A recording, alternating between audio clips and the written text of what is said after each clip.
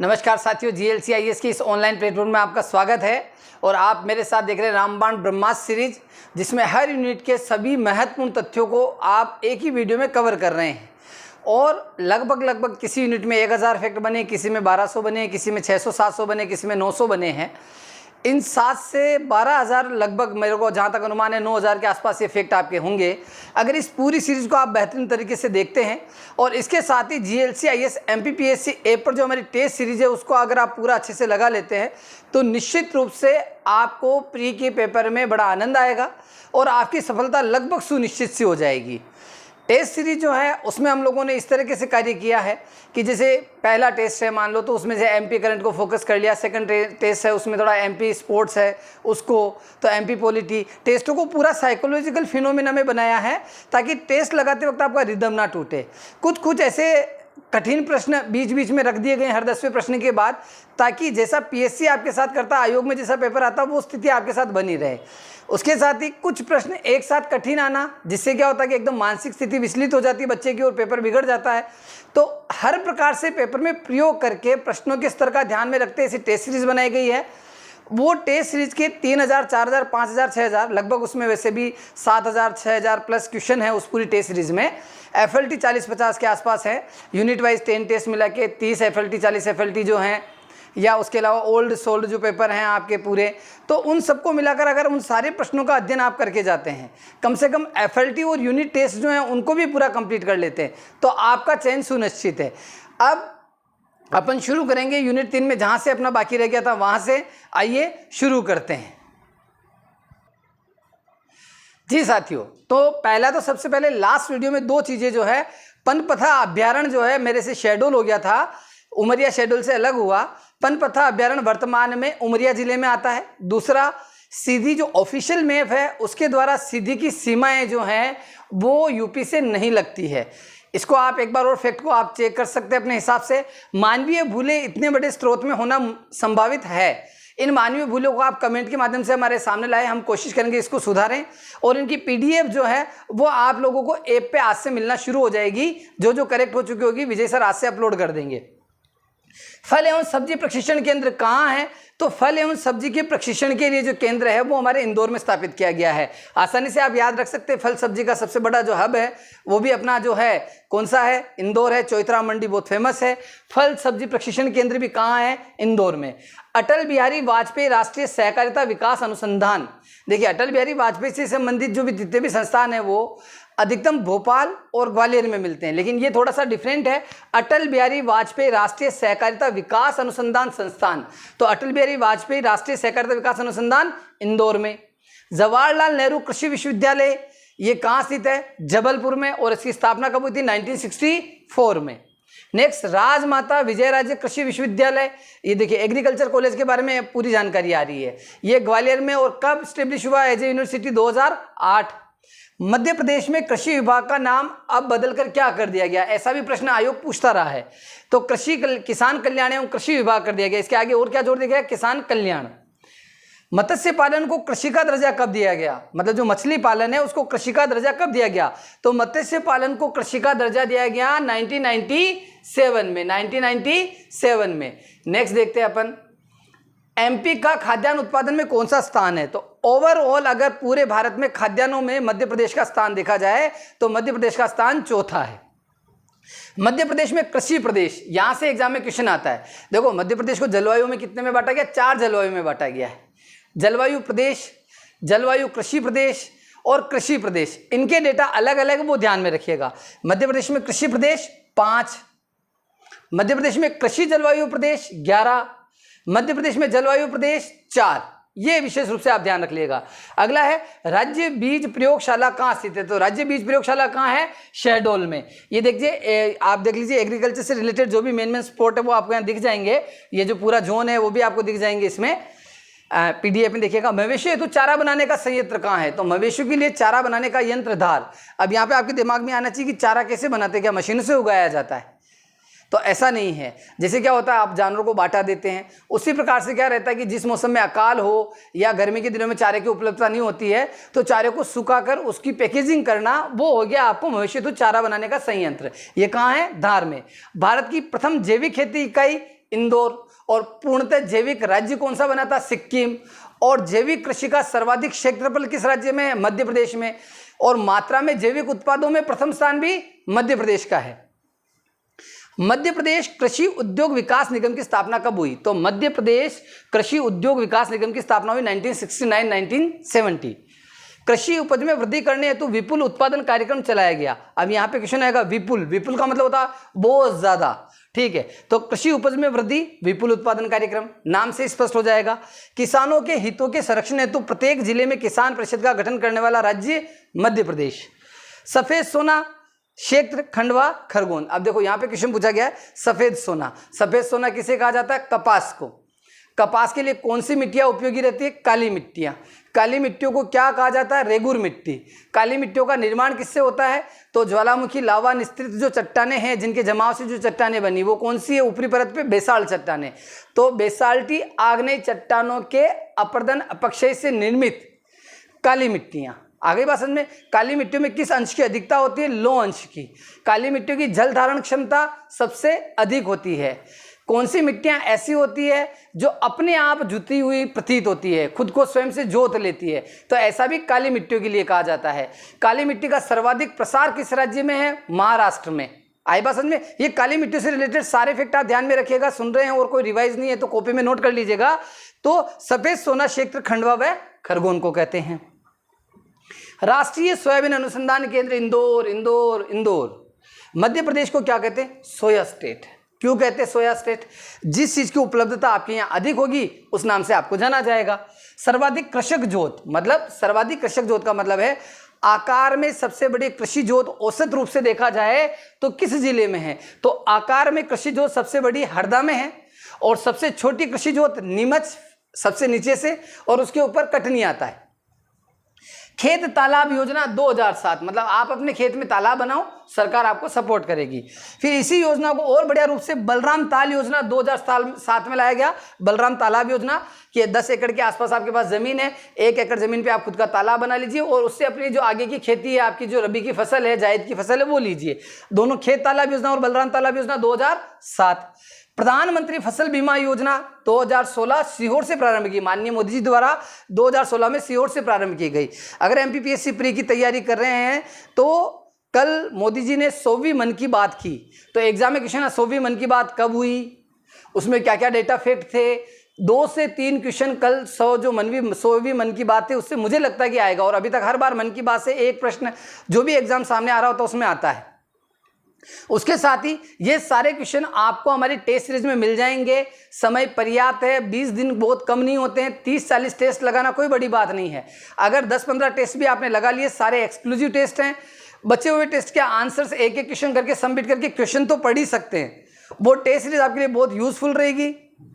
अपने पावर को बढ़ाएं और अभी ऐप डाउनलोड करें और टेस्ट सीरीज लगाएं। इसके साथ टेस्ट सीरीज मतलब फुल पावर।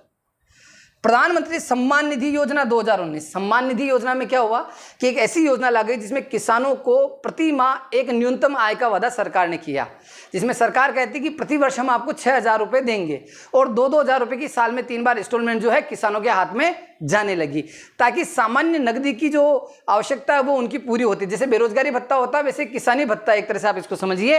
प्रधानमंत्री सम्मान निधि योजना 2019, मतलब सम्मान के रूप में आप अन्नदाता हैं।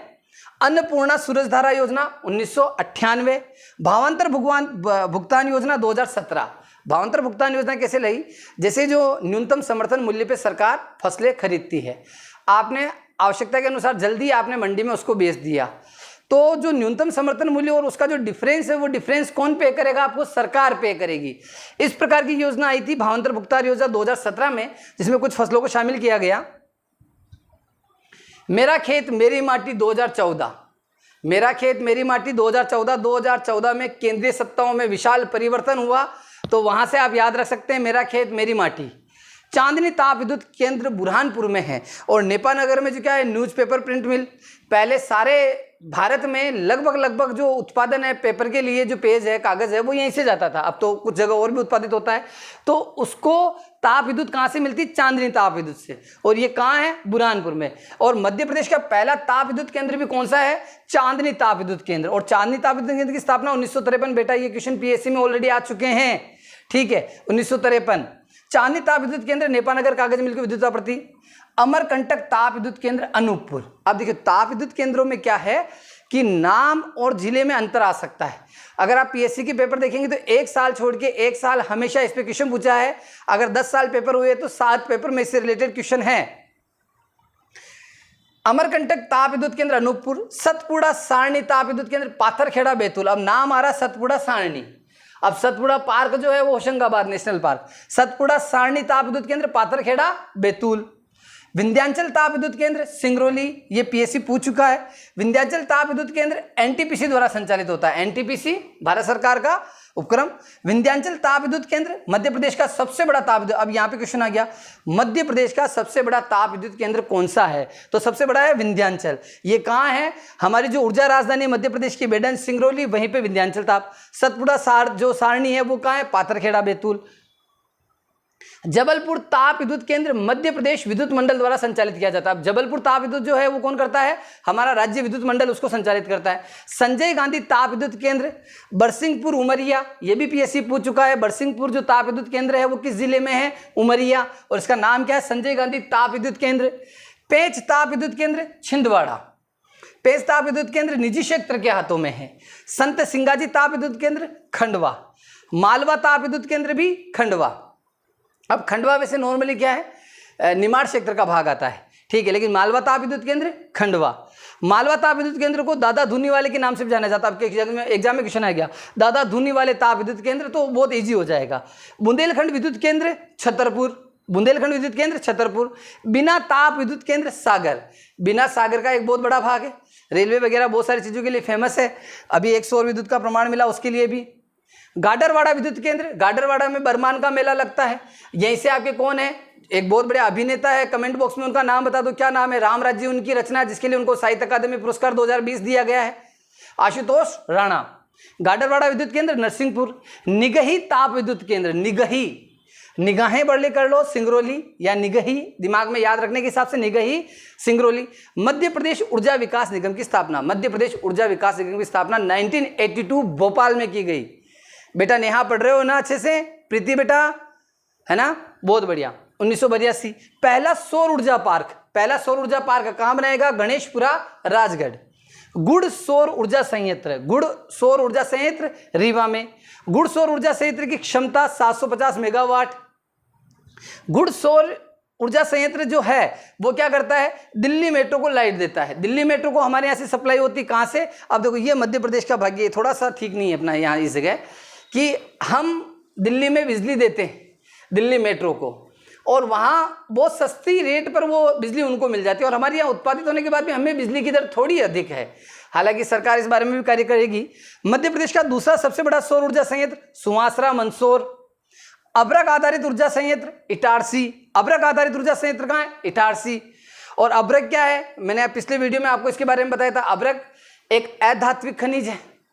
जो अभ्रक है उसकी क्या प्रकृति रहती है? ये विद्युत का कुचालक रहता है, ठीक है, और उष्मा का सुचालक रहता है। मध्य प्रदेश का पहला पवन ऊर्जा संयंत्र जामगोदरानी देवास। मध्य प्रदेश का पहला पवन ऊर्जा संयंत्र जामगोदरानी देवास। नेक्स्ट क्वेश्चन, मध्य प्रदेश का पहला बायोमास विद्युत संयंत्र पिपरिया जबलपुर। अब पिपरिया दो जगह है, होशंगाबाद में भी एक पिपरिया आता है और जबलपुर में ये पिपरिया जबलपुर वाला है। मध्य प्रदेश का पहला बायोमास विद्युत संयंत्र पिपरिया जबलपुर। भूसा आधारित ऊर्जा संयंत्र खेड़ाधार में। अपशिष्ट से विद्युत उत्पादन कहाँ हो रहा है? खरगोन में, ठीक है। गांधी सागर जल विद्युत केंद्र मंदसौर। शहरी कचरे से गैस बनाने का कारखाना भोपाल व इंदौर। मध्य प्रदेश का पहला परमाणु ऊर्जा केंद्र चुटका मंडला, और अभी पिछले महीने इसको सरकार ने अनुमति दी है और बहुत जल्दी काम शुरू हो जाएगा। मध्य प्रदेश का पहला परमाणु ऊर्जा संयंत्र चुटका मंडला। और मध्य प्रदेश का दूसरा कौन सा है परमाणु ऊर्जा केंद्र? भीमगढ़ करके गोपालपुर शिवपुरी में आता है। बायोमास से बिजली बनाने वाला देश का पहला गांव कसई गांव बैतूल। पूर्णतः सौर ऊर्जा पर निर्भर पहला गांव कस्तूरबा गांव। सौर ऊर्जा से विद्युत बनाने का प्रथम कारखाना कहाँ है, ये कमेंट करके बता दो फटाफट से।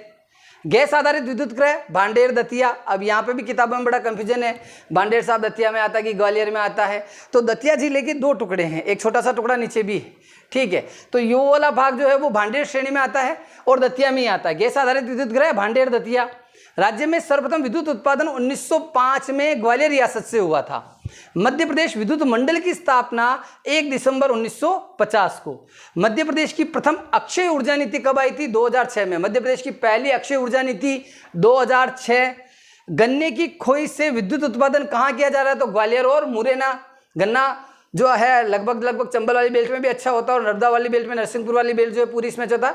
अगर आप यूं दक्षिण से उत्तर की ओर मध्य वाले भाग में बढ़ेंगे तो गन्ना उत्पादन मिलेगा। जेट्रोफा से बायोफ्यूल बनाने का संयंत्र बांसगढ़ी मंडला में। अभी जेट्रोफा क्या होता है पहले ये समझ लो।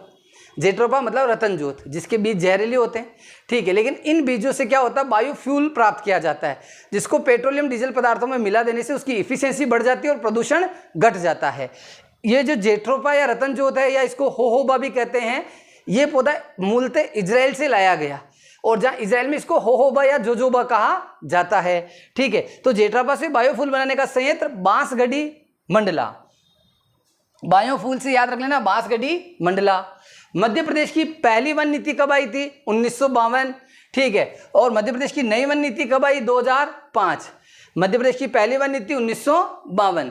नवीन वन नीति कब आई? 2005। सागौन का वैज्ञानिक नाम ट्रैक्टोना ग्रेडिस, ठीक है। सागौन एग्जाम में क्वेश्चन आ सकता है। मध्य प्रदेश में सर्वाधिक क्षेत्र में क्या पाया जाता है? सागौन ही पाया जाता है। सागौन मुख्य रूप से दक्षिणी मध्य प्रदेश में अधिक मात्रा में मिलता है। साल का वैज्ञानिक नाम सोरिया रोबेस्टा। साल का वैज्ञानिक नाम सोरिया रोबेस्टा। साल का प्रयोग किसमें किया जाता है? रेलवे स्लीपर व इमारती लकड़ी के रूप में। साल कहाँ पाया जाता है मुख्य रूप से? तो आपके पूर्वी मध्य प्रदेश में ये मुख्य रूप से पाया जाता है। उसमें भी बालाघाट में सर्वाधिक मात्रा में मिलता है। बालाघाट मंडला वाला जो पूरा ढिंडोरी वाला एरिया, वहां बोर कीट लगने से साल वृक्ष को काटना पड़ता है। मतलब बोर कीट किस वृक्ष की जान के पीछे पड़ा हुआ है? तो साल वृक्ष के पीछे। और अभी मध्य प्रदेश वन विभाग के द्वारा अभी कुछ समय पहले ही एक ऐसा साल का वृक्ष खोजा गया जो 418 वर्ष पुराना है, 45 मीटर ऊंचा है, ठीक है। स्थानीय लोग जो है वो उसकी पूजा भी करते हैं। बेगा जनजाति में उसकी मान्यता बहुत अधिक है और उस पौधे को स्थानीय भाषा में कहा जाता है सरई बाबा। क्या कहा जाता है? सरई बाबा। तो सरई बाबा साल वृक्ष से संबंधित है, ध्यान में रखिएगा। अब आगे बढ़ते हैं। बांस का वैज्ञानिक नाम डेंड्रोकेलेमस। बांस का वैज्ञानिक नाम डेंड्रोकेलेमस। बांस के उत्पादन में मध्य प्रदेश बहुत बड़ा स्थान रखता है। देखने में बहुत छोटी सी चीज लगती है, लेकिन लाइफ की छोटी छोटी जरूरतें इतनी बड़ी है कि इसके बिना पूरी नहीं हो सकती, ठीक है। और मध्य प्रदेश बांस के अग्रणी उत्पादक राज्यों में आता है क्योंकि हमारे यहाँ एरिया बहुत ज्यादा है इसका। मध्य प्रदेश में स्ट्रिक्स प्रजाति की बांस पाई जाती, बात नहीं बांस पाया जाता, स्ट्रिक्स प्रजाति का। स्ट्रिक याद रख लेना। बांस के उत्पादन में मध्य प्रदेश का भारत में स्थान दूसरा। सीधी सिंगरौली में कटंगा बांस पाया जाता है। कटंगा बांस ब्रीड जो है वो सीधी सिंगरौली बेल्ट में। बांस का राष्ट्रीयकरण कब किया गया इस पादप का? तो 1973 में। बांस पादप नहीं है, बांस एक झाड़ी है। बांस क्या है? एक झाड़ी। बालाघाट होशंगाबाद वनव्रत बांस के प्रमुख उत्पादक में, मतलब ये दोनों वनव्रत है, सॉरी बालाघाट होशंगाबाद वनव्रत जो है बांस के उत्पादन में प्रथम है। खेर वृक्ष से कत्था प्राप्त होता है, जो पान में लगाते हैं कत्था, ठीक है, वो किस वृक्ष से प्राप्त होता है? खेर वृक्ष से। कत्था बनाने का कारखाना कहाँ है? शिवपुरी व बानमोर मुरैना में। लाख बनाने का कारखाना कहाँ है? सहकारी कारखाना उमरिया। लाख ऐसा समझिए जैसे आपने कभी सील लगाते हुए देखा हो तो एक चिपड़ी चिपकाते हैं, महिलाएं जो चूड़ियाँ पहनती है, ठीक है, जो विशेष प्रकार की होती है उनको गर्म करके चिपकाया भी जा सकता है। तो वो किससे बनी होती? लाख से। और लाख को प्राकृतिक रूप से क्या कहा जाता है? इसको प्राकृतिक प्लास्टिक कहा जाता है। लाख को क्या कहा जाता है? प्राकृतिक प्लास्टिक, ठीक है। और लाख बनाने का सहकारी कारखाना उमरिया में। लाख का प्रयोग औषधि, चर्म शोधन एवं सौंदर्य प्रसाधन में होता है। डीएसपी दीपक सिंह परिहार सुन रहे हो ना बेटा, ठीक है। लाख का प्रयोग औषधि, चर्म शोधन एवं सौंदर्य प्रसाधन में होता है। पालन, बेर, कुसुम तथा अरहर के पौधों से लाख प्राप्त होती है। देखिए किससे होती है? जो पलाश, बेर, कुसुम होता है और अरहर का जो पौधा रहता है उससे ये प्राप्त की जाती है। हरा वृक्ष के फलों में टेनिन पाया जाता है। हरा वृक्ष जो रहता है या हरा के जो बीज रहते हैं उससे क्या निकाला जाता है? टेनिन। और हर्रा का प्रयोग किसमें किया जाता है? चर्म शुद्ध, चमड़ा साफ करने में, पेंट में, शाही में और औषधियों बनाने में इसका प्रयोग किया जाता है। मध्य प्रदेश तेंदुपत्ता का सबसे बड़ा संग्राहक है। तेंदुपत्ता से क्या बनता है? बीड़ी, ठीक है, आज भी फुल मात्रा में प्रचलित है। और तंबाकू, धूम्रपान कैंसर कारक है, इससे जितना बच सकते हैं बचें, ये आपकी जिंदगी लील लेगा। जनहित में जारी। मध्य प्रदेश तेंदुपत्ता का सबसे बड़ा संग्राहक है, ठीक है। तेंदुपत्ता का प्रयोग बीड़ी बनाने में। तेंदुपत्ता का राष्ट्रीयकरण 1964। अब यहाँ पे क्वेश्चन ये बताओ, मध्य प्रदेश में वनों का राष्ट्रीयकरण कब हुआ? वनों का राष्ट्रीयकरण इसके बाद होगा। तेंदुपत्ता का राष्ट्रीयकरण हमने पहले ही कर दिया। भिलावा का प्रयोग जो है, भिलावा का जो प्रयोग है, क्षमा कीजिएगा, भिलावा का उपयोग शाही एवं पेंट बनाने में किया जाता है। यह भी एक काले रंग का एक ऐसा बीज जैसा रहता है, शीड रहता है, ठीक है, और उसका प्रयोग किसमें किया जाता है? शाही व पेंट में। कुछ मात्रा में औषधियां पशु जानवरों के लिए भी काम आता है। भिलावा मुख्य रूप से छिंदवाड़ा वन वृत्त में मिलता है। इंदिरा गांधी वन प्रशिक्षण केंद्र कहाँ है? इंदिरा गांधी वन प्रशिक्षण केंद्र एग्जाम में आ सकता है, पूर्ण संभावना, पचमढ़ी। वन प्रबंधन एवं शिक्षा केंद्र बैतूल। वन प्रबंधन एवं शिक्षा केंद्र कहाँ है? बैतूल। वन राजकीय महाविद्यालय कहाँ है? बालाघाट। वन राजकीय महाविद्यालय बालाघाट। राजकीय वानिकी अनुसंधान संस्थान, तो वानिकी अनुसंधान संस्थान जबलपुर। वन राज्यिक महाविद्यालय पहला बालाघाट 1978, दूसरा बैतूल में। फिर अगला है भारतीय वन प्रबंधन संस्थान। वन प्रबंधन संस्थान जो है भोपाल में। मध्य प्रदेश वन विकास निगम की स्थापना 24 जुलाई 1975 भोपाल में की गई। ये बिल्कुल अच्छे से रट लेना।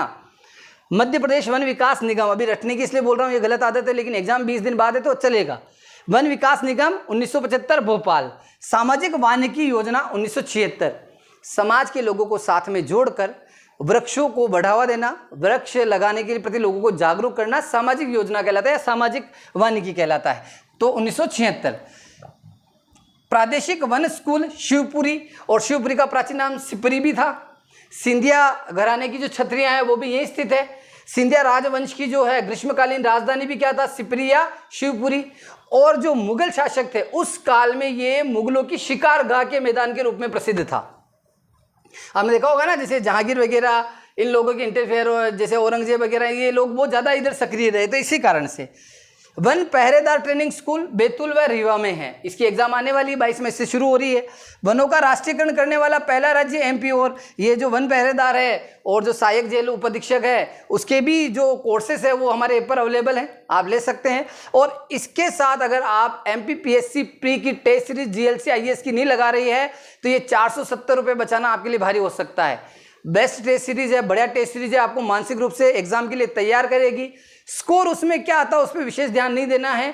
जो प्रश्न है उनके आंसरों को आत्मसात करना है। उसको बनाए इसी उद्देश्य से गया है कि परीक्षा में आपको सफलता मिले, आप मानसिक रूप से परीक्षा को लेकर तैयार हो पाए। ऐसा नहीं जैसे मैंने तो यार ये टेस्ट लगाया 50 नंबर ही आए, वो टेस्ट लगाया उसमें 72 आ गए, तो जिसमें आपके नंबर ज़्यादा आ रहे हैं या कम आ रहे हैं उसकी वजह से वो टेस्ट सीरीज बेस्ट नहीं हो सकती है। टेस्ट सीरीज वो जो बिल्कुल एग्जाम में आने वाले प्रश्नों के आसपास चले। अपनी टेस्ट सीरीज में बेटा अपन ने क्या किया बेटा भानु, अपनी टेस्ट सीरीज में अपन ने किया है हरियाणा PSC के प्रश्न अभी पेपर हुए वो डाले, छत्तीसगढ़ PSC में पेपर हुए वो डाले, UP PCS में जो लगातार पेपर हो रहे उनके क्वेश्चन उठाए, राजस्थान प्रशासनिक सेवाओं के पिछले 1-2 साल के क्वेश्चन उठाए, UPSC में जो प्रश्न MPPSC में पुनः पूछे जाने की संभावना वो उठाए, मेंस में कुछ ऐसे क्वेश्चन जो आते हैं 20 वर्ष में वहाँ से क्वेश्चन निकाले, ठीक है। फिर जैसे मान लो 2021 का पेपर हुआ तो उसमें जो 4 ऑप्शन दे रखे तो उन चारों ऑप्शनों से रिलेटेड क्या और ऑब्जेक्टिव बन सकता है वो। 2020 में 21 में करंट पूछने का क्या तरीका रहा, वैसे स्पोर्ट्स के क्या पूछने का तरीका रहा MP के। तो आप सोचिए एक एक प्रश्न पे इतना विचार करके ऐसी टेस्ट सीरीज बनाई गई है, ठीक है। कुछ मानवीय भूलें वहाँ पे लगे तो आप क्वेश्चन पे वहाँ 3 बिंदु पे आप क्लिक करके रिपोर्ट कर सकते हैं, चेंज करो, आंसर गलत है, वहाँ आपको पूर्ण संतुष्ट रखने का प्रयास किया जाएगा। तो क्या करना है, ऐप डाउनलोड करना और टेस्ट सीरीज लेनी है। और हाँ, मैं धन्यवाद देना तो आपको भूल ही गया, अभी थोड़ी देर बाद दूंगा। वनों का राष्ट्रीयकरण करने वाला पहला राज्य मध्य प्रदेश। तेंदुपत्ता का राष्ट्रीयकरण 1964 में हुआ, मतलब 2 बार लिखा मैडम ने, इसका मतलब ये एग्जाम में आ सकता है। मध्य प्रदेश में वन व्रत कितने हैं? 16 और वन मंडल 62। सबसे बड़ा वन व्रत खंडवा, सर्वाधिक आरक्षित वन खंडवा, सर्वाधिक संरक्षित वन व्रत छतरपुर, न्यूनतम संरक्षित वन व्रत खंडवा। अब देखो याद हो जाए तो अच्छा है, नहीं हो तो इतना घबराना नहीं है, जो दिमाग में एक एक डेटा को लेके चलना है। सर्वाधिक वन क्षेत्रफल ये याद रखना जरूरी है, बालाघाट। और क्षेत्रफल में सर्वाधिक वनों का विस्तार भी मध्य प्रदेश राज्य में है। राजीव गांधी सहभागी वानिकी प्रशिक्षण संस्थान लखनादौन सिवनी। राजीव गांधी सहभागी वानिकी प्रशिक्षण संस्थान कहाँ है? लखनादौन सिवनी में। ठीक है, अगला फॉरेस्ट गार्ड। हाँ बेटा, अगला राजीव गांधी सहभागिता वानिकी प्रशिक्षण संस्थान Lakhnadon Seoni. Forest guard training centre कहाँ है? तो forest guard training centre Shivpuri, Betul, Govindgarh, Pachmarhi, मणि नहीं रे बेटा, मढ़ी और उमरिया और सिवनी, या इतनी जगह पे विद्यमान है। वन मंडल 1 बढ़ चुका 63 है। फॉरेस्ट की जो तैयारी करी उनके पास इसका विशेष अपडेट डाटा और जरूर विद्यमान होगा, वो लोग देखें इसका अपडेट डाटा। और भारतीय वन सर्वेक्षण विभाग का मुख्यालय कहाँ है? तो भारतीय वन सर्वेक्षण विभाग का मुख्यालय देहरादून। भारतीय वन सर्वेक्षण विभाग का क्षेत्रीय मुख्यालय कहाँ है? यहां ये पूछना चाह रहा है क्षेत्रीय कार्यालय कहाँ है? तो क्षेत्रीय कार्यालय आपका जबलपुर में। अब सामाजिक वानिकी योजना 1970। अब ये बड़ा कॉन्ट्रोवर्शियल क्वेश्चन है। क्यों? देखो, एक जगह अपन ने क्या पढ़ा? सामाजिक वानिकी योजना 1976। एक जगह अपन ने क्या पढ़ा? 1970। तो अब अपने को क्या करना है? यहाँ पे दिमाग की अवेयरनेस रखनी। जब मैं पढ़ा रहा हूँ तो भी मुझे ध्यान है, तो आपको तो ध्यान में होना बहुत जरूरी है। 10 सेकंड का टाइम देता हूं, तब तक एक बार कमेंट करके बता दो 76 है या 70। चरण पादुका योजना 2018 में कहां से चलाई गई? सिंगरौली। लोक वानिकी योजना 1995, पंचवन योजना 1976, विद्यावन योजना 2007-2008। ठीक है, नेक्स्ट पे बढ़ते हैं। मध्य प्रदेश में पशु घनत्व कितना है? 15 पशु प्रति वर्ग किलोमीटर। सर्वाधिक पशु घनत्व कहाँ का है? झाबुआ का। और सबसे कम पशु घनत्व कहाँ का है? होशंगाबाद। सर्वाधिक झाबुआ, न्यूनतम होशंगाबाद। गोवंश में देश में मध्य प्रदेश का प्रथम स्थान है। मतलब गोवंश की जो है उसमें सर्वाधिक जो मात्रा है वो कहाँ है? संख्या कहाँ है? हमारे मध्य प्रदेश में। सामाजिक वानिकी योजना कर दिया कि नहीं करा? 1976 सही आंसर है, ध्यान में रखिएगा। सर्वाधिक दूध देने वाली गाय कौन सी मानी जाती है? निमाड़ी गाय। अब निमाड़ी गाय को ऐसा माना जाता है दिन में आप जितनी बार चाहे उसके लिए दूध निकालें, और बहुत सारे इसके उपनामों के नाम से भी निमाड़ी गाय को जाना जाता है। सतपुड़ा की रानी किसे कहते हैं? गावलाभ गाय को। किसको कहते हैं सतपुड़ा की रानी? गावलाभ गाय। गावलाभ गाय कहाँ मिलती? मेनली सिवनी एवं छिंदवाड़ा में। गावलाभ गोवंश की सर्वोत्तम नस्लें, मतलब जो गायों की जितनी भी नस्लें हैं उसमें सर्वाधिक नस्ल कौन सी है? गावलाभ। अब बहुत सारे बच्चों को तो यही पता नहीं होगा, एग्जाम में क्वेश्चन आ जाए गावलाभ का संबंध किससे है, तो ये समझना व्यवहारिक हो कि किससे है उनका।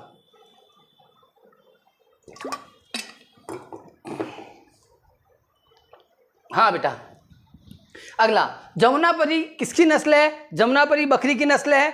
जमुनापरी भिंड में पाई जाती है मेनली। जमुनापरी जो है राजस्थान में इसका जो है ज़्यादा किया जाता है, और बकरियों की सर्वाधिक संख्या भी राजस्थान में है। जमुनापरी जो है, लोही, जमुनापरी, ये सब बकरियों की प्रजाति होती है। हमारे यहाँ जमुनापरी भिंड में ज़्यादा है। बकरी प्रजनन एवं शोध केंद्र कहाँ है? इंदौर में। बंदवारी भैंस की नस्ल है। बंदवारी किसकी नस्ल है? भैंस की। बंदवारी का मुख्य रूप से ग्वालियर, भिंड व मुरैना में। भैंस की अन्य नस्लें कौन सी है? मुर्रा, भदावरी, महसाणा। भैंसों में मध्य प्रदेश का कौन सा स्थान है? 5वां। मुर्गी की देसी नस्ल श्यामा, कड़कनाथ, निर्भीक। अब एग्जाम में क्वेश्चन आ गया, श्यामा, निर्भीक, कड़कनाथ का संबंध किससे? तो कड़कनाथ से पकड़ सकते हैं मुर्गी की देसी नस्ल, लेकिन एक ही दे दिया तो बड़ी दिक्कत। मध्य प्रदेश का गौरव कड़कनाथ, ये देखिए, देखने से बड़ा कड़क लग रहा है। कड़कनाथ को जीआई टैग कब मिला? 2018 में, और पहला जीआई टैग एमपी में कड़कनाथ को। मुर्गी की विदेशी नस्ल white leghorn, white leghorn. सर्वाधिक मांस वाली मुर्गी असील। राम राम। डेयरी स्टेट सेंटर पर्यट जबलपुर। नौगांवा मत्स्य प्रशिक्षण केंद्र छतरपुर। महाशीर मत्स्य संरक्षण केंद्र कहाँ है? ये आ सकता है मध्य प्रदेश की राज्य मछली महाशीर कौन से वर्ष घोषित हुई? प्रतीक जल्दी लिखो। Kerwa Bhopal. Multi modal logistic hub Hoshangabad. Multi modal logistic hub Hoshangabad. MPPSC pre आपको निकालना है, उसके बाद मेंस के लिए test series, offline classes, online classes Guruji के साथ करनी है। ठीक है, बिल्कुल चयनित विद्यार्थियों को मेंस की तैयारी इंटीग्रेटेड तरीके से मेरी यह करवाई जाती है। आप जुड़े रहें, बने रहें। कृत्रिम गर्भाधान प्रशिक्षण संस्थान रतौना सागर। मुर्रा बेस प्रजनन केंद्र कीरतपुर होशंगाबाद। केंद्रीय पशु वीर्य संग्रहालय Bhadbhada Bhopal. Bull mother farm कहाँ है? भदभदा भोपाल। मध्य प्रदेश गौ सेवा आयोग की स्थापना कब की गई? तो मध्य प्रदेश में गौ सेवा आयोग की स्थापना 1995 में की गई। राज्य पशुधन एवं कुक्कुट विकास निगम, इसकी स्थापना 1982। जलदीप योजना किसके लिए चलाई गई? मछुआरों के लिए। और कौन से वर्ष में चलाई गई? 2007। तो जल दीप योजना किसके लिए? मछुआरों के लिए। और कौन से वर्ष में? 2007 में। राज्य कृषक आयोग का गठन कब किया गया? 2006 में। देखिए, भारत में हरित क्रांति आई, ठीक है, एम एस स्वामीनाथन के नेतृत्व में आई। बहुत बाद में भारत सरकार के द्वारा क्या बनाया गया, मतलब 21वीं सदी के प्रारंभ में राष्ट्रीय किसान आयोग बनाया गया। उसके बाद इस चीज़ को लेकर अवेयरनेस बहुत ज़्यादा आई, ठीक है। और मध्य प्रदेश राज्य कृषक आयोग का गठन 2006 में किया गया। गो कैबिनेट का गठन करने वाला भारत का पहला राज्य मध्य प्रदेश। गो एम्बुलेंस की शुरुआत 2020 में, यह भी हमारे मध्य प्रदेश में विशेष सेवा है। और कहाँ से शुरू हुई? खरगोन। अब खरगोन से एक फैक्ट और आता है, क्या था? महालक्ष्मी बैंक, पहला मोबाइल बैंकिंग सिस्टम जो है वो कहाँ से आया था? वो भी खरगोन से। गो एम्बुलेंस की शुरुआत भी 2020 खरगोन से। मध्य प्रदेश मत्स्य विभाग की स्थापना 1969 में। जिस वर्ष बैंकों का राष्ट्रीयकरण किया गया था 1969 में, जिस वर्ष इसरो की स्थापना की गई थी, उस समय हमारे यहाँ मछली विभाग खोला गया 1969। मध्य प्रदेश गोपालन एवं संवर्धन बोर्ड की स्थापना 2004। मध्य प्रदेश में कितने भेड़ प्रजनन केंद्र है? 4, ठीक है। Madhya Pradesh state dairy development corporation की स्थापना 1975 में हुई। डेयरी कॉर्पोरेशन की स्थापना 1975। आनंद मॉडल पर आधारित सहकारी डेयरी विकास कार्यक्रम मध्य प्रदेश में कब से चलाया जा रहा है? तो 1970 में क्या ऑपरेशन फ्लड या श्वेत क्रांति आ गई थी, वर्गीज कुरियन, ठीक है, जिसमें दुग्ध उत्पादन और उन्नत दुग्ध पशु नस्लों का विकास संवर्धन करना। तो 1970 में आनंद मॉडल को हमारे यहाँ पे भी अपना लिया गया। क्वेश्चन आ सकता है, आनंद मॉडल का संबंध किससे है? तो डेयरी विकास कार्यक्रमों से। हमने कब अपनाया? 1970 में। बुंदेलखंड दुग्ध सहकारी संयंत्र कहाँ स्थापित किया गया है? सागर में। बुंदेलखंड दुग्ध सहकारी संयंत्र सागर। एमपी में कितने पशु प्रजनन केंद्र है? कुल 8। पृथ्वी का केंद्र बिंदु किसे माना जाता है? मंगलनाथ उज्जैन को। अविभाजित भारत का केंद्र बिंदु, यह भी भौगोलिक रूप से ही बताया जा रहा है, कल्चर में पढ़ा चुके हैं थोड़ा बहुत। अविभाजित भारत का केंद्र बिंदु कौन सा था? करौंदी कटनी, ठीक है। वर्तमान भारत का केंद्र बिंदु कहाँ आता है? विदिशा में। मध्य प्रदेश का केंद्र बिंदु अगर देखा जाए तो कहाँ आएगा? सागर में। अखंड भारत का केंद्र बिंदु बरसाली बैतूल। अब ये बड़े भारी भारी फैक्ट देखो कैसे किसने नाप चौप के बनाए वो तो मुझे नहीं पता, लेकिन है। अविभाजित भारत का केंद्र बिंदु करौंदी, ठीक है। इसके इमेजेस भी सरकार खुद डालती है। ये मंगलनाथ मंदिर आप जरूर गए होंगे। मध्य प्रदेश का केंद्र बिंदु ध्यान में रखना है सागर। अखंड भारत का केंद्र बिंदु बरसाली बैतूल। बिजावर सीरीज, अब इन सीरीज से रिलेटेड प्रश्न भी आते हैं। सीरीज से रिलेटेड प्रश्न क्या आते हैं? कौन सी सीरीज में कौन सा खनिज मिलता है, तो कौन सी सीरीज कहाँ है, अगर आपको ध्यान होगी तो आप खनिज अपने आप बता दोगे, ठीक है। पहला है बिजावर सीरीज, ग्वालियर क्षेत्र में। और बिजावर सीरीज जो है मेनली किसके लिए फेमस है? ये जो आपका पन्ना में हीरा मिलता है वो बिजावर सीरीज से ही संबंधित है। Sausar series Chhindwara, Lameta series Jabalpur. और लमेटा सीरीज जो किसके लिए फेमस है? जबलपुर वाले एरिया में क्या मिलता है? आपका सुरमा, आपका मार्बल, ठीक है। बिजावर उपक्रम एवं ग्वालियर उपक्रम, कुड़प्पा क्रम की चट्टानें। अब देखो सीरीज क्रम की चट्टानें, ये थोड़ा सा समझा देता हूं।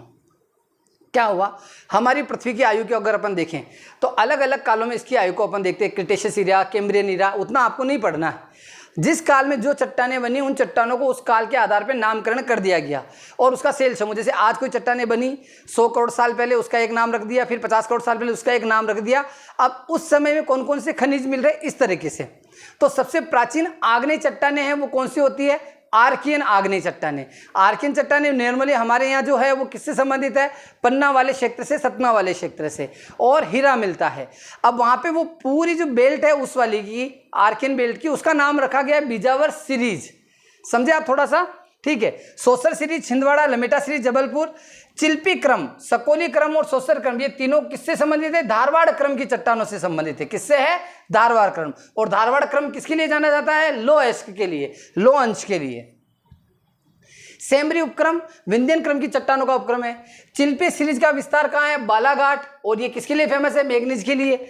बिजावर श्रेणी से हीरे की प्राप्ति होती है। मध्य प्रदेश के पश्चिमी भाग में दक्कन ट्रेप की चट्टानें व पूर्वी भाग में विंध्यन शैल समूह पाया जाता है। ये थोड़ा सा मैप पे समझ लो।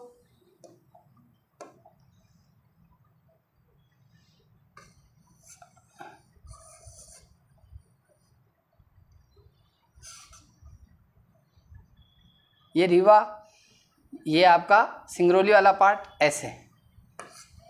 अब देखिए पश्चिमी भाग, मतलब ऐसा समझिए आप, ये जो अपना पार्ट आ रहा है, ठीक है, यहाँ से ये अरावली जा रही है जो मालवा से गुजरती है कुछ मात्रा में, इधर ग्वालियर वाली बेल्ट में तो नहीं आती है, ये अपने ये अरावली थोड़ा सा मालवा को टच होती हुई निकल जाती है इस तरीके से, और उधर उधर अंदर होती जाती है, इधर की तरफ नहीं आती यूपी की तरफ, ये दिल्ली की तरफ निकल जाती है ऐसे। ये मालवा का पठार। अब मालवा का जो पठार है इसके ऊपरी भागों पर जो अरावली है उसके जमाव है, और ये मालवा के पठार का ये जो पूरा भाग है ये मुख्यतः दक्कन ट्रेप के जमाव है। और जो ये आपका विंध्यन श्रेणी वाला पार्ट है ये पूरा, जिसमें भांडेर व कैमूर श्रेणी आती है, तो ये जो जमाव है मेनली ये किसके आते हैं, विंध्यनशील समूह में आते हैं।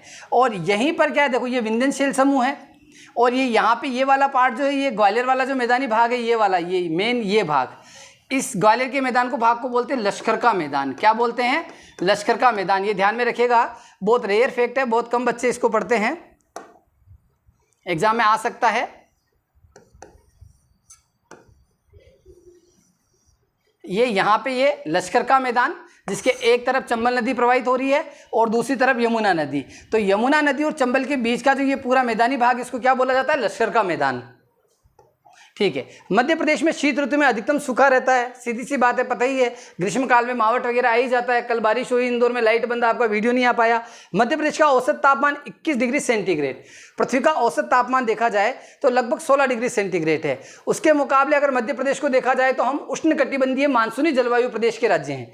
ठीक है। जलोढ़ मृदा की प्रकृति कैसी होती है, उदासीन। उदासीन का मतलब क्या हो गया, पीएच वैल्यू। यहाँ पे थोड़ी पीएच वैल्यू समझिए, पीएच वैल्यू क्या होती है, ये भी एग्जाम में क्वेश्चन आता है। तो किसी पदार्थ की अम्लीयता पीएच, किसी पदार्थ की अम्लीयता और क्षारीयता मापने के लिए जो पैमाना काम में आता है उसको पीएच पैमाना कहते हैं। पीएच पैमाना 0 से 14 तक चलता है। अगर 0 से 6.9 तक है तो उस पदार्थ की प्रकृति होगी अम्लीय, जैसे आपका दूध, दही, ठीक है, ये अम्लीय प्रकृति के, नींबू। और अगर 7 किसी पदार्थ की अगर पीएच वैल्यू है तो सर्वाधिक शुद्ध मान रखता है। तो उदासीन भी कह सकते हैं, शुद्ध भी। विज्ञान की भाषा में उदासीन, हमारे उपयोग के आधार पे क्या हो गया, वो सर्वशुद्ध। जैसे सर्वशुद्ध जल जो है उसका पीएच मान कितना होगा, 7। क्षार, क्षार मतलब खारा नहीं होता, क्षार का मतलब क्षार स्वाद में थोड़े से कड़वे होते हैं। तो 7.1 से लेकर 14 के बीच में जो आता है वो क्या हो जाएगा, क्षारीय। अब यहाँ पे क्वेश्चन आपसे जो पूछा गया जलोढ़ मृदा की प्रकृति कैसी होती है, तो लगभग उदासीन। अगर ऐसे काली मृदा की बात करें तो काली मृदा जो है उसके बारे में आप देख लीजिएगा एक बार, ये अम्लीय है कि नहीं है मुझे नहीं पता, वैसे तो अम्लीय नहीं होती है, क्षारीय होती है ये, पर एक बार आप और चेक कर लीजिएगा इस चीज़ को, इस फैक्ट को ध्यान में रख लीजिएगा। भारत में मालवा का पठार, चंबल नदी, बाढ़ क्षेत्र, अवनालिका अपर्दन को सर्वाधिक प्रभावित करता है। तो अवनालिका अपर्दन, जिसे राजस्थान में डांग क्षेत्र कहा जाता है, उच्च अपर्दन, उत्खाटन अपर्दन कहाँ होता है, चंबल क्षेत्र में। उत्खात भूमि का परिणाम क्या है, किसका परिणाम है, अवनालिका अपर्दन का ही परिणाम है। मध्य प्रदेश में पश्चिम की ओर प्रवाहित होने वाली नदियां कौन सी है, नर्मदा, माही, ताप्ती। नर्मदा, माही, ताप्ती, ठीक है। मध्य प्रदेश में पश्चिम की ओर प्रवाहित होने वाली नदियां नर्मदा, माही, ताप्ती।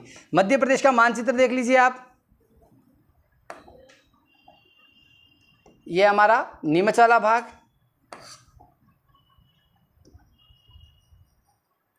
नीमच मंदसौर वाला पार्ट, ये ऐसे, ठीक है।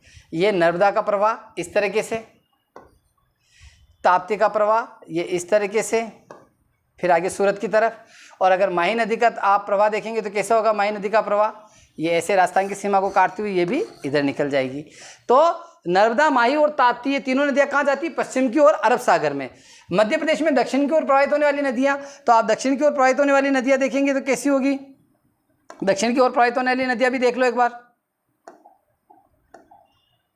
देखो ये हमारा मध्य प्रदेश, बुरहानपुर, बड़वानी, बालाघाट वाला पार्ट, ठीक है। वेनगंगा, ये वर्धा थोड़ी आगे है, और ये पेच नदी, तो इनका प्रवाह कहाँ हो रहा है, दक्षिण की ओर। इधर से ये मिलकर कहाँ चली जाएगी, गोदावरी तंत्र से, महानदी तंत्र से मिलती हुई कहाँ चली जाएगी ये नदियाँ, बंगाल की खाड़ी में। मध्य प्रदेश में पूर्व की ओर प्रवाहित होने वाली नदियाँ, पूर्व की ओर प्रवाहित होती तो कौन सी होती, टोंस, बीहड़, सोन।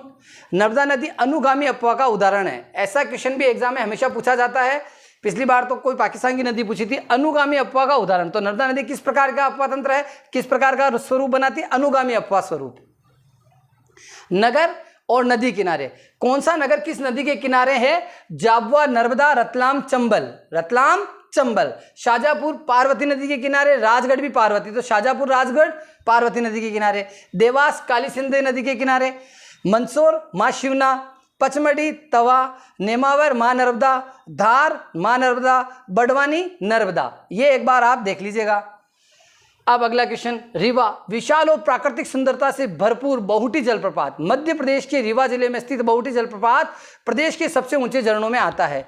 संभव है आने वाले समय में आप इसको मऊगंज जिले में पढ़ें। ठीक है, रामघाट मध्य प्रदेश में कहाँ है? शिप्रा नदी पर। पचमढ़ी में इवन पुल स्थित है, तो इवन पुल का संबंध कहाँ से है? पचमढ़ी। कुल बहरा नदी को छिंदवाड़ा जिले की जीवन रेखा कहते हैं। अब ये बड़ा रेयर फैक्ट हो गया, जबरदस्त है ना, नॉर्मली नहीं मिलता है। प्रमिला कुमार की जो मध्य प्रदेश का भूगोल है उसमें इन्होंने लिखा है कुल बहरा नदी जो है वो किस जिले की जीवन रेखा कहलाती है? छिंदवाड़ा। चचाई जलप्रपात रीवा, पांडव जलप्रपात केन नदी पन्ना, पांडव पन्ना केन नदी, राहतगढ़ जलप्रपात बीना नदी सागर, बहुटी जलप्रपात सेलर नदी रीवा। अब जो सबसे ऊंचा जलप्रपात है वो कौन सी नदी पे है? सेलर नदी। चचाई पहले पढ़ते थे। भालकुंड जलप्रपात सागर में, बड़ई रहस्यमय जलप्रपात, पियावन जलप्रपात पियावन रीवा, शंकर खो जलप्रपात जामनेर नदी, पूर्वा जलप्रपात टोंस नदी रीवा, पूर्वा टोंस रीवा, बेलोही जलप्रपात भी रीवा में है, गाथा जलप्रपात पन्ना, नीमखेड़ा रायसेन, मकोड़िया विदिशा। अब ये बांध आ गए हैं, नीमखेड़ा बांध रायसेन, मकोड़िया बांध विदिशा, बरारी बांध रायसेन, बरगल बांध विदिशा, कालिदास बांध विदिशा। ये रेयर नाम है जो आप नहीं पढ़ते, इसलिए थोड़ा सा इनको यहाँ पे स्थान दिया गया। मकोड़िया अभी फेमस चर्चा में रहा, कालिदास बांध नाम से थोड़ा सा कंफ्यूजन हो सकता है, तो ध्यान रखिएगा विदिशा। इकोलॉजिकल पार्क कहाँ स्थित है? इकोलॉजिकल पार्क स्थित है भोपाल में। Zoological park Bhopal. राज्य का प्रथम मसाला पार्क छिंदवाड़ा। अंतर्राष्ट्रीय हर्बल मेला भोपाल। एनिमल सेरोगेसी लेब कहाँ स्थित है? एनिमल सेरोगेसी लेब भोपाल में स्थित है। हाई सिक्योरिटी एनिमल लेबोरेटरी भी भोपाल में। तरल नाइट्रोजन संयंत्र कहाँ है हमारे मध्य प्रदेश में? सागर में। मध्य प्रदेश में ऑपरेशन फ्लड दुग्ध उत्पादन बढ़ाने के लिए मैंने अभी अपन ने किया था आनंद कार्यक्रम 1970 में। राज्य मत्स्य विकास बोर्ड की स्थापना कब हुई? 2008 में। राज्य मत्स्य विकास बोर्ड की स्थापना कब हुई? 2008। 2005 में नंदीशाला योजना की शुरुआत की गई, मतलब पशु संवर्धन से संबंधित नंदीशाला योजना कब प्रारंभ हुई मध्य प्रदेश में? 2005। साथियों नमस्कार, मैं GLCIS से गुरुजी, आप मेरे साथ पढ़ रहे हैं रामबाण ब्रह्मास्त्र सीरीज। अभी तक आपने GLCIS MPPSC ऐप डाउनलोड नहीं किया है और रामबाण ब्रह्मास्त्र के साथ आप टेस्ट सीरीज नहीं लगा रहे, तो इसका पूर्ण लाभ आप लोगों को नहीं मिल पाएगा। इसके पूर्ण लाभ के लिए आपको टेस्ट सीरीज लगानी है। आगे बढ़ते हैं। नंदीशाला योजना का उद्देश्य गोवंश की नस्ल को सुधारण करना था। मध्य प्रदेश का प्रथम वन स्कूल शिवपुरी। मध्य प्रदेश का प्रथम फॉरेस्ट कॉलेज कहाँ खुला था? बालाघाट। उष्णकटिबंधीय वन अनुसंधान केंद्र ट्रॉपिकल जो फॉरेस्ट रिसर्च सेंटर है वो कहाँ है? जबलपुर में। राष्ट्रीय वन अनुसंधान का क्षेत्रीय कार्यालय जबलपुर और मुख्यालय Dehradun. Indian institute of forest management, अब फॉरेस्ट मैनेजमेंट जो है वो भोपाल में 1982 में स्टेब्लिश हुआ। इंदिरा गांधी वन प्रशिक्षणशाला पचमढ़ी। जैव विविधता प्रशिक्षण केंद्र ताला उमरिया। लकड़ी चेराई का प्रमुख उद्योग कहाँ का है? जबलपुर का। दिया सलाई मतलब माचिस जलाते ना अपन, दिया सलाई बनाने का कारखाना ग्वालियर। वनों का 100% राष्ट्रीयकरण करने वाला पहला राज्य हमारा मध्य प्रदेश। ठीक है। साल वृक्षों की सघनता किस जिले में ज्यादा? होशंगाबाद। और होशंगाबाद में भी बोरी घाटी जो है साल वृक्षों की सघनता के लिए ही फेमस है। बोरी घाटी अभ्यारण्य होशंगाबाद। ठीक है। राज्य बांस मिशन का गठन जुलाई 2013। मध्य प्रदेश जल प्रदूषण नियंत्रण बोर्ड का गठन 1974। मध्य प्रदेश में लोक वानिकी अधिनियम कब आया? तो लोक वानिकी अधिनियम आया था 2001 में। वन प्रबंधन शिक्षा केंद्र बालाघाट। ठीक है। और जो मछुआरे हैं उनके लिए पहली बार एक भवन, जैसे क्या होता है जब आप पानी का काम करते हैं तो वहाँ पे लोगों को बड़ी असुविधाएं होती है, तो ऐसा पहला भवन भी बालाघाट में ही बनाया है। इस जनवरी में इनॉग्रेशन हुआ उसका। कुल वन क्षेत्रफल के आधार पर सबसे अधिक वन कहाँ आते हैं? खंडवा वन व्रत में। फॉरेस्ट्री ट्रेनिंग महाविद्यालय बैतूल। आपदा प्रबंधन संस्थान, PSC एक बार पूछ चुका है, जरूरी नहीं आगे भी पूछ सकता है। आपदा प्रबंधन संस्थान 1987 भोपाल में स्टेब्लिश किया गया। बांधवगढ़ राष्ट्रीय उद्यान को लैंड ऑफ व्हाइट टाइगर के रूप से जाना जाता है। देखो आप देखो, सफेद टाइगर के बारे में क्वेश्चन आ गया, जिला अगर आ गया तो रीवा, अगर क्षेत्र आ गया तो बघेलखंड, और राष्ट्रीय उद्यान आ गया तो आपको क्या करना है? बांधवगढ़। जिला रीवा, क्षेत्र बघेलखंड, और अगर राष्ट्रीय उद्यान पूछे तो बांधवगढ़। और हाथियों के लिए भी कहाँ प्रोजेक्ट चलाया जा रहा है? बांधवगढ़ में। आगे बढ़ते हैं अपन। Welcome to the Mowgli land, the पेस्ट टाइगर रिजर्व सिवनी। ठीक है। सीता मादा बाघ को नेशनल ज्योग्राफिक मैगजीन के पृष्ठ कवर पर प्रदर्शित किया गया था। तो नेशनल ज्योग्राफी मैगजीन की पृष्ठ कवर पर कौन सी बाघिन आई थी? सीता मादा। अभी एक कोलर वाली बाघिन है, उससे का हाल ही में निधन हुआ। सबसे ज़्यादा बच्चों को जिसको क्या बोला गया, अल्ट्रा मदर या ग्रैंड मदर का खिताब भी दिया गया, हाल ही में निधन हुआ, वो किस राष्ट्रीय उद्यान में, किस टाइगर रिजर्व में थी, ये आपको कमेंट करके बताना। आईने अकबरी के अनुसार माधव राष्ट्रीय उद्यान से मुगल बादशाह अकबर ने अपने दरबार के लिए हाथी मंगवाए थे। अब यहाँ पे आईने अकबर किसकी रचना है? अबुल फजल की। ठीक है, अकबर ने किस जगह से अपने लिए हाथी मंगवाए थे? माधव राष्ट्रीय उद्यान, शिवपुरी। पेंच राष्ट्रीय उद्यान पर रुडयार्ड किपलिंग ने द जंगल बुक नामक पुस्तक लिखी। जो मेरी उम्र के बच्चे हैं उनके लिए मोगली, उस समय एक ही कार्टून हुआ करता था, जंगल जंगल पता चला वो वाला। तो ये किसके ऊपर आधारित है? रुडयार्ड किपलिंग जो है उनकी पुस्तक द जंगल बुक। और ये किससे प्रेरित थी? पेंच राष्ट्रीय उद्यान से। वन विहार राष्ट्रीय उद्यान ISO प्रमाणित है। तो ISO प्रमाण वन विहार राष्ट्रीय उद्यान। प्रत्येक वर्ष बाघ दिवस, बाघ दिवस मनाया जाता है 29 जुलाई को। और मध्य प्रदेश के टाइगर मैन, भारत के टाइगर मैन जो है वो कौन कहलाते हैं? कैलाश जी सांखला। कौन कहलाते हैं? कैलाश जी सांखला। राष्ट्रीय उद्यान और अभ्यारण्य की दृष्टि से मध्य प्रदेश का देश में प्रथम स्थान है। मध्य प्रदेश के पेंच राष्ट्रीय उद्यान में कृष्ण मृगों की संख्या सर्वाधिक है। गिद्ध प्रजाति के संरक्षण हेतु प्रोजेक्ट अस्तित्व गांधी सागर अभियान में। अब प्रोजेक्ट अस्तित्व 2018-19 के अंदर इसको लाया गया था, जहां गिद्ध गणना भी की गई। ठीक है, तो प्रोजेक्ट अस्तित्व का संबंध गिद्ध प्रजाति के संरक्षण हेतु। कोयले को काला हीरा भी कहा, ब्लैक डायमंड किसको कहा जाता है? कोयले को। और कोयले के भंडार की दृष्टि से सबसे ज्यादा पहले स्थान पर कौन आता है? विंध्य क्षेत्र। साथियों, बहुत मेहनत लगती है इस कंटेंट को बनाने में, और केवल आपको ये करना है कि इसको बहुत अच्छे से आत्मसात करना है, पढ़ना है, और प्री में इससे आपको लाभ मिले तो बाद में मुझे बताना है। यही मेरा इसका शुल्क है, आप समझ लीजिएगा। ठीक है, और इसके साथ अगर MPPSC प्री के लिए टेस्ट सीरीज हमारे ऐप से लगा रहे हो तो इससे बेस्ट कुछ भी नहीं है। ये आपकी सफलता को सुनिश्चित करेगा, बिल्कुल करेगा। जेट्रोपा की खेती की शुरुआत मध्य प्रदेश में इंदौर से ही शुरू हुई थी। स्लेट उत्पादन में मध्य प्रदेश का पूरे भारत में पहला स्थान है। लाख उत्पादन में मध्य प्रदेश द्वितीय है। मध्य प्रदेश के शहडोल जिलों में यूरेनियम जो है उसके भंडार कहाँ पाए गए हैं? तो शहडोल के आसपास। स्लेट के उत्पादन में मंदसौर और जबलपुर दोनों के नाम आते हैं, लेकिन उत्पादन में प्रथम मंदसौर है। मोह पानी क्षेत्र किस खनिज के लिए फेमस है? तो मोह पानी क्षेत्र कोयले के लिए प्रसिद्ध है। मध्य प्रदेश की सांस्कृतिक राजधानी उज्जैन। मध्य प्रदेश की सांस्कृतिक राजधानी उज्जैन। मध्य प्रदेश की आर्थिक राजधानी इंदौर। मध्य प्रदेश की सांस्कृतिक राजधानी महाकाल की नगरी उज्जैन, और संस्कार धानी या संस्कार राजधानी जबलपुर को कहते हैं। संस्कार जबलपुर, संस्कृति उज्जैन, आर्थिक या वित्तीय राजधानी Indore, sports capital of Madhya Pradesh Indore. Madhya Pradesh के संगीत की राजधानी मेहर सतना, अलाउद्दीन खान साहब के कारण जो सरोद वादक थे। मध्य प्रदेश की स्थापत्य कला की राजधानी खजुराहो, चंदेल वंश के बनाए गए मंदिरों के कारण, जहाँ पे 3 समूह, पूर्वी समूह, पश्चिमी समूह और दक्षिणी समूह में मंदिर पाए जाते हैं, उत्तरी समूह नहीं है, ध्यान रखिएगा। मध्य प्रदेश की ऊर्जा राजधानी बेडन सिंगरौली। मध्य प्रदेश की मैग्नीज राजधानी किसे कहा जाता है? बालाघाट, जिसकी सबसे बड़ी खान भारवेली, एशिया में खुले मुंह की सबसे बड़ी खान। पर्यटन नगरी शिवपुरी। लघु भारत किसे कहा जाता है? मध्य प्रदेश को, जहाँ सब कुछ, मतलब मध्य प्रदेश तो वैसे सिद्धों और तांत्रिकों की भूमि है। इतने जबरदस्त लोग हैं यहाँ के, मेरे को पिछले लगभग 15 साल हो गए, मतलब मुझे कभी पता ही नहीं चला कि मैं एक अन्य राज्य में हूँ। 15 क्या 18 साल हो गए। इसलिए लघु भारत किसे कहते हैं? मध्य प्रदेश को, और कहना सही भी है। 7 पहाड़ियों का नगर, कई 5 पहाड़ियाँ पढ़ी साहब मैंने, तो कई 7 पढ़ी है, कोई बात नहीं, पढ़ी है 5 या 7 दोनों ही आ जाए तो अब वो आप देख लेना। 7 पहाड़ियों का नगर भोपाल, क्योंकि उन पहाड़ियों को टुकड़ों में तोड़ के नाम बोलें तो 7 हो जाती है। मूल रूप से भौगोलिक रूप से 5 ही है, इसलिए वो कंफ्यूजन। नवाबों का शहर भोपाल, जिलों की नगरी भोपाल, मालवा या कश्मीर, चिड़ीखो राजकोट, चिड़ीखो राजगढ़। और राजगढ़ अभ्यारण्य कहाँ आता है? पवित्र नगरी उज्जैन, साइंस सिटी उज्जैन, सफेद जिला बुरहानपुर। व्हाइट डिस्ट्रिक्ट किसे कहा जाता है? बुरहानपुर को। क्यों कहा जाता है ये कमेंट में बता दो। मध्य प्रदेश का स्विट्जरलैंड, अब देखो पहले तो हमारे यहाँ स्विट्जरलैंड नहीं था, भारत का स्विट्जरलैंड कश्मीर ही था। अभी हनुमंतिया टापू खंडवा को ऐसा विकसित कर दिया गया कि आपको स्विट्जरलैंड की बजाय गोवा कहना चाहिए था नेशनल लेवल पे, तो गोवा और स्विट्जरलैंड दोनों याद रख लेते हैं।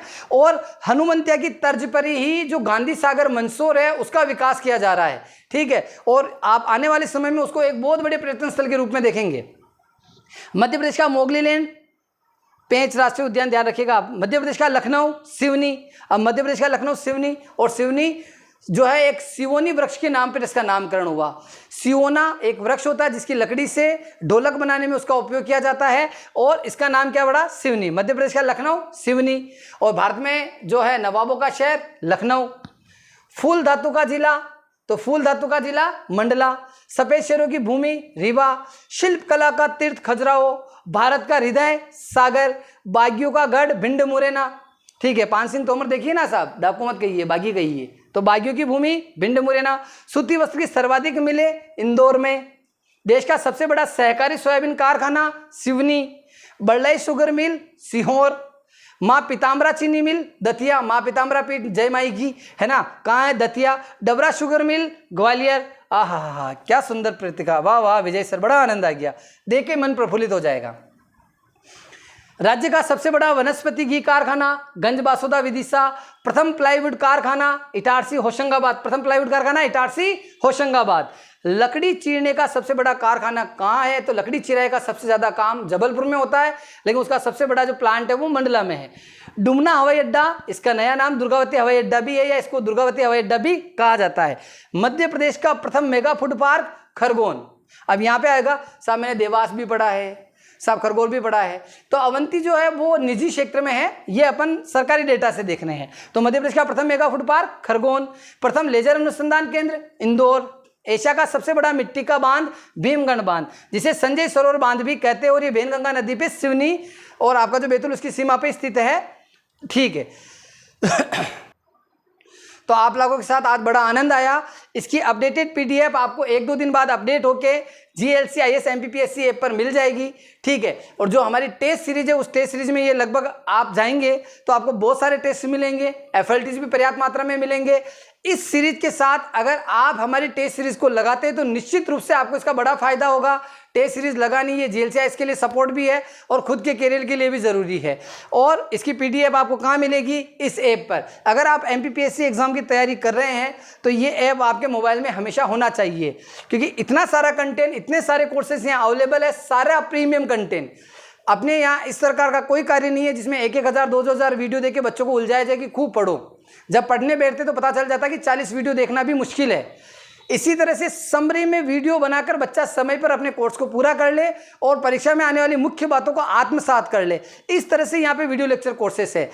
MPPSC प्री के लिए भी रामबाण बैच है यहाँ पे उपलब्ध है, जो अपनी टेस्ट सीरीज है वो भी यहाँ उपलब्ध है। मेंस के लिए भी टेस्ट सीरीज, बहुत सारी चीज़ें अवेलेबल है, लेकिन प्री की टेस्ट सीरीज आपको आज ही परचेज करना है। धन्यवाद। जय जय सीताराम। हनुमान जी महाराज कृपा करें।